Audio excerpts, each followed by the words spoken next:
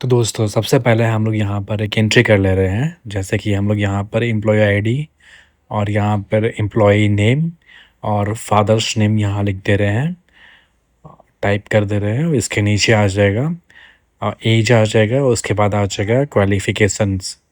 ठीक है, इसके बाद हम यहाँ पर लिख देंगे उनका डेजिग्नेशन और उसके बाद लिख देंगे यहाँ पर एड्रेस। मैं इसको सॉरी डिपार्टमेंट यहाँ लिख देंगे, इसके नीचे लिख देंगे एड्रेस। तो ठीक है, तो ये हमारा यहाँ पर हमने एम्प्लॉई का ये आईडी है और ये बना दिया। ठीक है, इसको आप अपने हिसाब से बोल्ड कर सकते हैं, कैपिटल कर सकते हैं, या फिर कोई इसमें फ़िल्टर भी लगा सकते हैं, कोई कलर भी दे सकते हैं।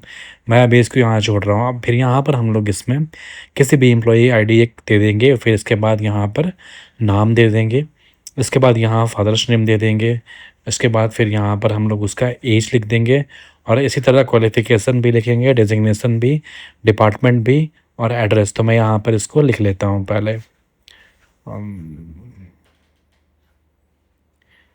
तो यहाँ पे मैं लिख देता हूँ सेल्स एग्जीक्यूटिव, यहाँ पर सेल्स एग्जीक्यूटिव। ठीक है, और यहाँ पर एड्रेस में मैं लिख दे रहा हूँ छतरपुर। आप चाहे तो कोई सा भी एड्रेस यहाँ पे डाल सकते हैं। ठीक है, इसको मैं अपने थोड़ा सा एडजस्ट कर लेता हूँ और यहाँ पर एडजस्ट करने के बाद मैं इससे भी यहाँ पर एक सेकेंड ये छूट गया था। अभी मैं यहाँ पर इसको अच्छे से अलाइन कर लेता हूँ। ये सेंटर अलाइन मैं कर लेता हूँ, इसको आप बोल्ड कर लेता हूँ। यहाँ पर इसके साइज़ को थोड़ा इंक्रीज़ कर लेता हूँ, आप अपने अकॉर्डिंग इसको कर सकते हैं।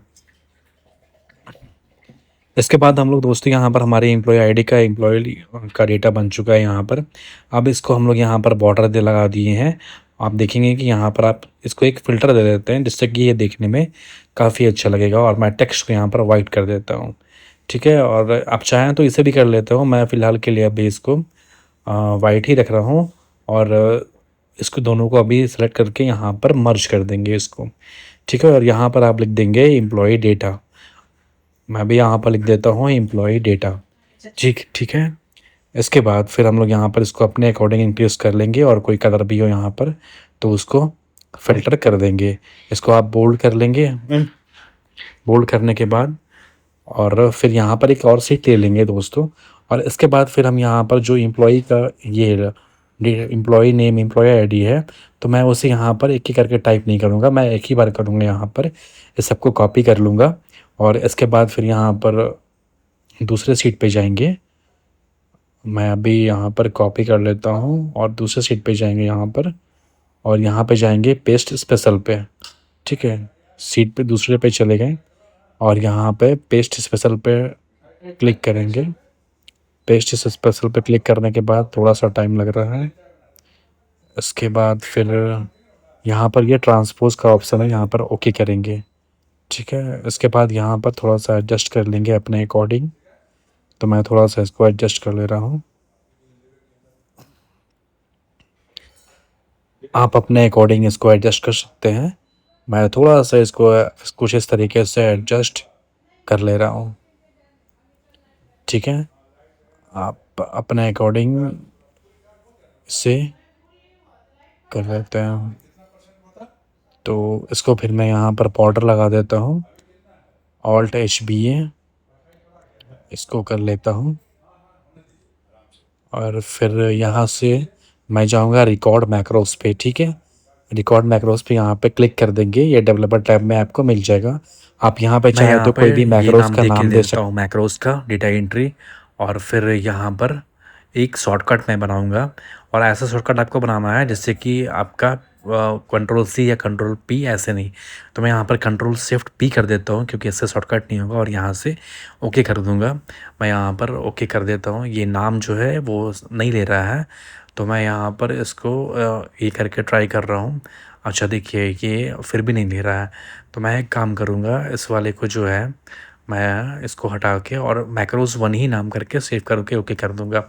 अब मैं यहाँ पर ये जो मैक्रोज़ है वो रिकॉर्ड होना स्टार्ट हो गया है। इसके बाद मैं यहाँ पे टाइप करूँगा ये जो एम्प्लॉय आईडी है, एम्प्लॉय आईडी, एक सेकंड मैं यहाँ पे प्रेस करूँगा और इंसर्ट पे जाऊँगा, और यहाँ पर ये आप देख सकते हैं इंसर्ट पे जाने के बाद होम टैब में होम टैब में गया, इंसर्ट में गया और इंसर्ट रोज़ कर दिया यहाँ पर। ठीक है, यहाँ पर एक रोज़ जो है वो इंसर्ट हो गया। इसके बाद हम लोग यहाँ पे जाएंगे शीट 1 में और इस वाले डेटा को पूरा यहाँ से सेलेक्ट करेंगे। एक सेकेंड मैं कर लेता हूँ यहाँ से सेलेक्ट। इसके बाद फिर यहाँ पर हम लोग आएंगे और इसे हम कॉपी कर लेंगे।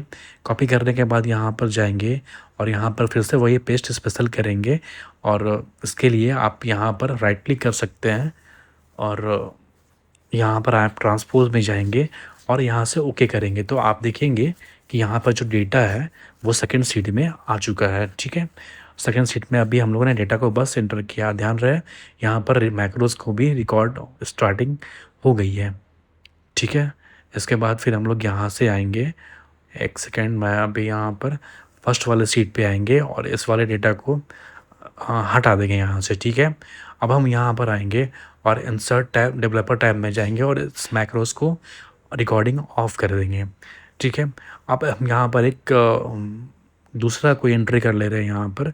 तो मैं यहाँ पर अपना ही नाम लिख देता हूँ और यहाँ पे कोई भी नेम फादर्स नेम लिख देता हूँ। सॉरी, एम्प्लॉय नेम की जगह मेरा ये गलती टाइप हो रहा है। एक सेकेंड, मैं विनीत को यहाँ पर कर देता हूँ। एम्प्लॉय आईडी में मैं कुछ भी यहाँ पर टाइप कर देता हूँ और एम्प्लॉय आईडी टाइप करने के बाद यहाँ क्वालिफ़िकेशन दे देता हूँ, डेजिग्नेशन दे देता हूँ और फिर यहाँ पर डिपार्टमेंट दे देता हूँ। तो डिपार्टमेंट मेरा एचआर का ही है और इसके बाद फिर हम यहाँ पर इसका एड्रेस दे देंगे।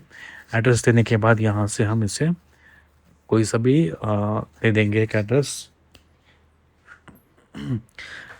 यहाँ पर मैंने अमाउंट और सैलरी भी इसका मेंशन कर दिया है। इसके बाद फिर हम लोग आप देखेंगे अब हम यहाँ पर एक बटन बनाएंगे। ठीक है, तो उसके लिए हम क्या करेंगे, यहाँ पर हम जाएंगे।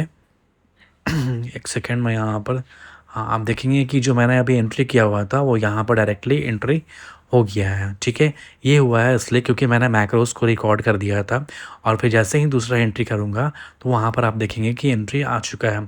आप चाहें तो यहाँ पर एक बटन भी बना सकते हैं। तो मैं यहाँ पर एक बटन बना देता हूँ। यहाँ पर इस पर गए और यहाँ पर इसको ड्रॉ कर दिया मैंने ऐसे करके। ठीक है, और यहाँ पर वही नाम दे देता हूँ मैक्रोस 1 जो पहले दिया था। आप चाहे तो उसकी डेडलाइन को हटा सकते हैं या फिर यहाँ पर डबल क्लिक करके आप इसका नाम को भी कोई भी एडिटिंग कर सकते हैं। तो मैं यहाँ पर अभी नहीं कर रहा हूँ, मैं वैसे ही रहने दे रहा हूँ। ठीक है, इसके बाद एक सेकंड मैं इसे हटा देता हूँ। ठीक है, ये बटन हमारा बन गया है। अब देखिए, अब यहाँ पर हम कोई भी सभी एंट्री करते हैं। एक सेकेंड, यहाँ पे आएंगे और अभी यहाँ पर हम एक सेकंड, ये मेरा सिस्टम थोड़ा हैंग कर रहा है, इस वजह से थोड़ा टाइम लग रहा है। तो अभी यहाँ पर हम क्या करेंगे, इसका जो व्यू है और ग्रिड लाइन है उसको मैंने हटा दिया। अब यहाँ पर हम जैसे ही कोई भी डेटा जैसे कि टाइप करते हैं एम्प्लॉय आईडी या फिर एम्प्लॉय नेम और फादर्स नेम यहाँ पर फिल कर लेता हूँ। एक सेकेंड, मैं यहाँ पर एज लिख दिया, क्वालिफ़िकेशन लिख दिया, डेजिग्नेशन लिख दिया, डिपार्टमेंट मैं भर लेता हूँ, फिर आपको बताता हूँ।